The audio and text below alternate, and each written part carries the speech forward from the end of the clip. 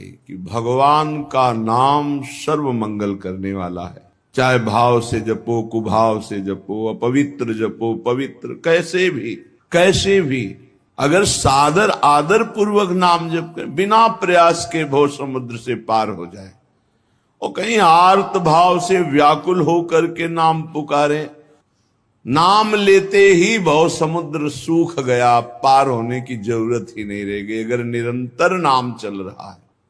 स्वामिनी जी ने जब देखा कि केवल मेरे नाम का आश्रय ले लिया, राधा राधा राधा, तो भोरी सखी जी कहती, मेरी अलवेली महामहिमामयी महारानी मुझे देख देख के मुस्कुराने लगी कि सही बात पकड़ ली तूने, सब साधनों का सार नाम। पर नाम शर्त है, अगर ऐसे नाम पुकारा जाए तो बहुत लाभ मिल जाए। अनन्य भाव से, दैन्य भाव से, आर्त भाव से। हजारों माला चलाना एक तरफ और कुछ मिनट बैठ करके रोते हुए प्रभु को पुकारना एक तरफ, बहुत बड़ी बात हो गई। हृदय से, आर्त भाव से। हम कह रहे हैं अगर हृदय से आर्त भाव से रोना नहीं आता तो बनावटी ही रोवे, झूठा कहले साचा होए। अगर हम बनावटी रोएंगे तो कभी न कभी हम पर भी कृपा हो जाएगी। भगवान या भगवान का कोई भक्त हम पर कृपा कर देगा, बनावटी रोए तो भी। तो रसिक अनन्यों के संग से जब अनन्यता जागृत होती है तो वेदान्नपि संन्यस्ति, वो शास्त्र और वेदों के सिद्धांतों को भी प्रणाम करके त्याग देता है। जब वेद रीति का त्याग कर दिया तो लोक रीति की बात क्या है। जितनी सब धर्म की चेष्टाएं हैं उन सब को पूर्णता पूर्वक नमस्कार करके त्याग देता है। तो करता क्या है, श्री राधा माधव का महाप्रेम रस जो चमत्कारिक है उसमें चित्त को जोड़ता है। तो रसिकों का संग, रसिकों के संग से लोक रीति और शास्त्र रीति का पूर्णता पूर्वक त्याग करके एकमात्र राधा माधव के प्रेम में अनन्य हो जाता है जो, तो उसके जीवन में ऐसी स्थिति प्राप्त होती कि स्थावर जंगम जहां दृष्टि जाती है, भावनात्मक थोड़ी भी अगर झांकी आने लगे प्रिया प्रीतम की तो दशा बदल जाएगी। पूर्ण रूप से तो वो सहचरी भाव में ही प्रकट होते हैं। जो सहचरी भाव को प्राप्त हो चुका है सिद्ध पुरुष वही देख सकता है बिहारी बिहारिन जी को, दूसरे की तो सामर्थ्य ही नहीं है। बहुत सावधानी की बात है।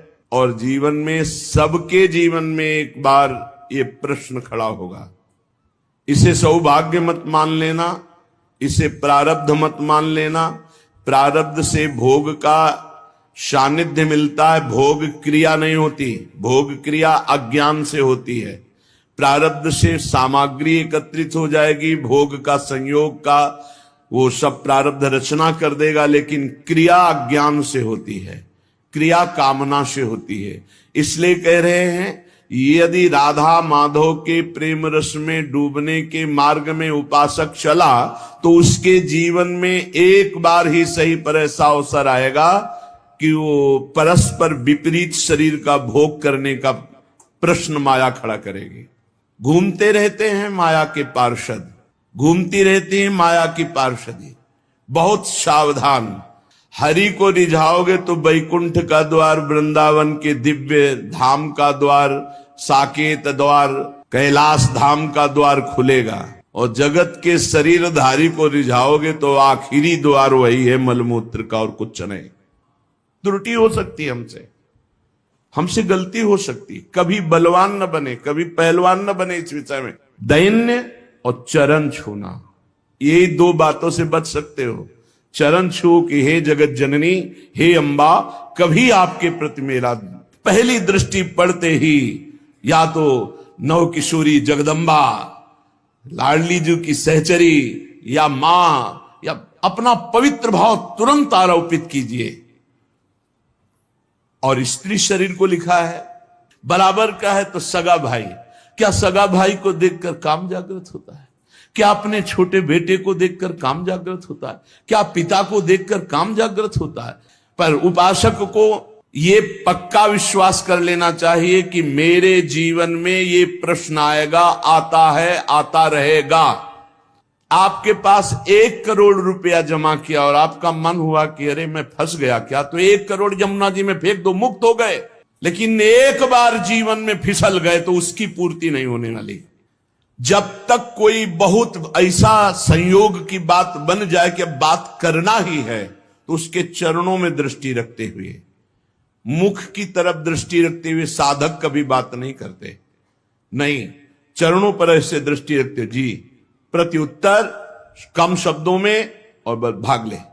यदि हम भगवत मार्ग में चल रहे हैं, कोई हमारी निंदा करता है, तर्जना करता है, तो जैसे अपना भाई, अपना घर का, अपने गोत्र का, परिवार का कोई लड़ाई झगड़ा करे तो ऐसा अरे घर का आदमी कोई बात नहीं, ऐसे टाल देते हैं, ऐसे भाव रख लेते हैं। या हम भाव रख लेते हैं भगवान के द्वारा विधान किया हुआ भेजा गया है, कोई हमारे प्रारब्ध का क्षय हो रहा है, और जो हमसे विद्वेषी उसे हम महामित्रवत भाव रखें।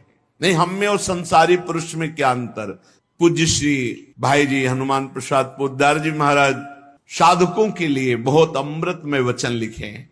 भगवान को प्राप्त करना है तो तीव्र अभिलाषा जागृत करो, नाम जप से, सत्संग से, सदाचरण से, दूसरों की सेवा से, पवित्र शरीर, पवित्र मन, पवित्र विचार, पवित्र वाणी, तो परम पवित्र सच्चिदानंद भगवान की प्राप्ति की अभिलाषा साधु संग से निश्चित जागृत हो जाएगी। अन्य कामना जब उत्पन्न हो जाती है तब भगवान की प्राप्ति की अभिलाषा नहीं हो सकती। जब भगवत प्राप्ति की इच्छा जागृत होती है तब भगवान के अनुकूल आचरण और प्रतिकूल आचरणों का त्याग, ये नियम लेना होता है। जब साधक ऐसा आचरण बहुत समय तक करता है तो उसके प्राणों में रुदन करने की इच्छा जागृत होती है और वो क्रंदन करने लगता है। रोते रोते उसके हृदय में विरहाग्नि जलाती है और उसी विरहाग्नि को शीतल करने फिर भगवान को आना होता है, फिर उसे भगवत प्राप्ति हो जाती है। दूसरी बात, साधक जब इस मार्ग पर चलता है तो उसका स्वभाव होता है इधर उधर ताक झांक करना। ये कैसे चलता है? ये बहुत बुरी आदत है, ये बिल्कुल नहीं रखनी चाहिए। पर दोष दर्शन से सबसे बड़ा घाटा होता है कि हम जो दोष दूसरे में देखते हैं, देखने की चेष्टा करते हैं, वो दोष हम में जागृत हो जाता है। इसलिए साधक को इधर उधर ताक झांक करने वाला स्वभाव नहीं रखना चाहिए। साधक जब इस दोष से आगे बढ़ता है, ये बहुत जोर का दोष होता है, जब इससे आगे साधक बढ़ता है तो उसके जीवन में प्रलोभन आता है। जब प्रलोभन से बचता है तो फिर भय आता है। बड़े बड़े भय आते हैं भक्तों के जीवन में। फांसी की सजा निश्चित हो गई, आग में जलाने निश्चित हो गया, जहर पिला दिया गया, क्या क्या। जब प्रलोभन और भय से भी आगे निकलता है तब दिव्य सिद्धियां, आकाश में उड़ जाओ जहां जिस लोक में, जब इनसे भी आगे निकल जाए, जीवित मर जाए उलट आप में समाया है दिलगिरी, एकदम खाक, तब भगवान की प्राप्ति होती है। वो संसार चक्र का भेदन करके सच्चिदानंद स्वरूप को प्राप्त कर लेता है। वैराग्य 2 प्रकार का होता है, एक समल वैराग्य और एक विमल वैराग्य।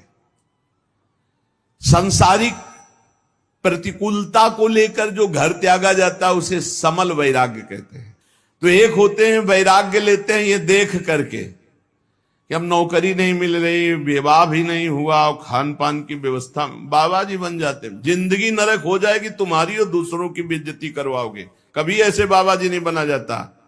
बाबा जी बना जाता है, सब व्यवस्थाएं हैं, लेकिन अब मन नहीं लग रहा, ऐसा लग रहा है मुझे भगवान चाहिए, तब इसे विमल वैराग्य कहते हैं। अगर समल, ये जो समल वैराग्य है, इस समल वैराग्य को यदि विमल वैराग्य मिल जाए तो वासना हट जाए और निर्मल मार्ग में चल पड़ेगा। ऐसा नहीं कि उसका कल्याण नहीं होगा, पर है बहुत गड़बड़। विमल वैराग्य जिसमें विषयासक्ति है पर वो विषयासक्ति को मिटाना चाहता है, वो तृष्णा रहित होना चाहता है, वो भगवत प्राप्ति करना चाहता है, वो कहीं विश्राम नहीं मानना चाहता, केवल भगवान की प्राप्ति। वो सूरवीर, ये महान योद्धा सातरत सा लोकांतरत पार कर देगा, जीवन पार कर देगा, कोई नहीं इसे परास्त कर सकता। साधक सावधान, कहीं राजी नहीं, अपने को हर समय कसौटी में कसते रहो, कोई जान न पावे। सब सुविधा होने पर आप अपने को कसौटी में कसो। तुम शरीर नहीं हो, तुम मन नहीं हो, तुम इंद्री नहीं हो। कभी कभी पूरा दिन भूखे रह गए, कोई जान न पाया। और दिनचर्या में फर्क नहीं पड़ना चाहिए। दिनचर्या में फर्क पड़े तो तुम साधु नहीं। दिनचर्या में फर्क न पड़े और अपने आप को कभी ऐसे और खूब भजन परायण। और जब एक समाहित चित्त हो गया, भजन से चित्त नहीं हटता, तो ये सब खत्म हो जाता है। फिर तो जो जैसे प्रभु रखे, जोई जोई प्यारो करे, सोई मोई भावे। पहले कसौटी में कसना चाहिए अपने आप को। साधक के लिए सर्वप्रथम अपने नाम और अपने शरीर को भगवान के अर्पित कर देना चाहिए। नहीं, नाम रोशन होने की भी एक वासना जागृत हो जाती है आगे चल के। जब गर्भ में थे तो कौन सा नाम था तुम्हारा? गर्भ में थे तो ये नाम मिला हुआ है जगत से बाहर। जो गुरु जी से मिला हुआ है वो प्रभु का है नाम। जैसे श्यामा शरण, तो श्यामा जू की शरण है, ये हमें हर समय याद दिलाता रहता है गुरु जी की कृपा से। माधव शरण हर समय हमें याद दिलाता रहता है कि हम प्रभु की शरण में हैं। नाम रोशन हो जाए। अरे नाम अपने हृदय में रोशन करो, भगवान का नाम का प्रकाश हृदय में करो, अपने नाम का नहीं। तो कह रहे सर्वप्रथम इस मार्ग में चलने पर ये वासना को पहले ही समर्पित कर दो। हमारा नाम संसारिक मिट गया और गुरु ने रख दिया भागवतिक। अब हमको हर समय ध्यान देना है। अगर नाम की जय बोली जाती तो गुरु जी ने दिया है। अगर कोई नाम का कीर्तन करता है, नाम की पूजा कर, गुरु जी ने दिया है। हमारा नाम तो गुरु जी के चरणों में समर्पित हो गया था। ये तो गुरु प्रदत्त नाम है। साधन की दृष्टि से ही हमारे कार्य करें, चाहे किसानी हो, व्यापार हो, नौकरी हो, चाहे साधना हो, सब साधन है भगवत प्राप्ति का। यदि हम भगवत प्राप्ति के लिए भगवत भाव से, भगवत समर्पित करते हुए, भगवत स्मरण परायण होते हुए करें तो आगे जो सिर्फ भगवान का स्वयं दास है और किसी का दास नहीं बनता, और जो न किसी को अपना दास बनाता है, वो इस मार्ग में बहुत जल्दी परिपक्व हो जाता है। साधन वो है जो जगत प्रपंच से हटाकर भगवान में लगा दे, और असाधन वो है जो भगवान से हटा के जगत प्रपंच में लगा दे। बड़ा सूक्ष्म रूप से साधना की परिभाषा आप समझ लीजिए। मन में जहां जगत के प्रति थोड़ी भी सत्यत्व बुद्धि है, वहां भगवान का प्रकट होना संभव है भी। मन जहां जगत में सत्यत्व भाव से लगा है, तो असत में सत की भावना कर ली, असत में, तो सत में सत की भावना कहां रह पाएगी। भक्त का जीवन जीने का उद्देश्य भगवान का भजन, भगवान की प्राप्ति। सांसारिक पुरुष का जीवन जीने का उद्देश्य भोगों का संग्रह, खूब भोगना, मर जाना। देख लो तुम कौन हो, भक्त हो या संसारी हो। अपने हृदय को भजन से भरो। राधा राधा राधा राधा राधा राधा राधा राधा। तो जब भजन भरोगे तो अंदर गंदगी भरी हुई वो निकलेगी। तो घबराना मत कि अरे मन बड़ा चंचल हो रहा, बड़ी गंदी बातें आ रही भजन करते समय। वो सब गंदगी निकल रही, भजन भर रहा है, आप ठोस होते जा रहे हो, घनीभूत भक्ति आपकी होती चली जा रही है। भक्त चाह करता है पर भगवान के मिलन की। भक्त का दैन्य स्वरूप होता है केवल भगवान से। ये धनी मानी नाना प्रकार की भोग सामग्रियों के सामने नहीं दैन्य। ये तीन चीजें उपासक में बहुत जोर की होती हैं। चाह केवल भगवान की, दैन्यता केवल भगवान और भगवान के भक्तों से, और भरोसा सिर्फ भगवान।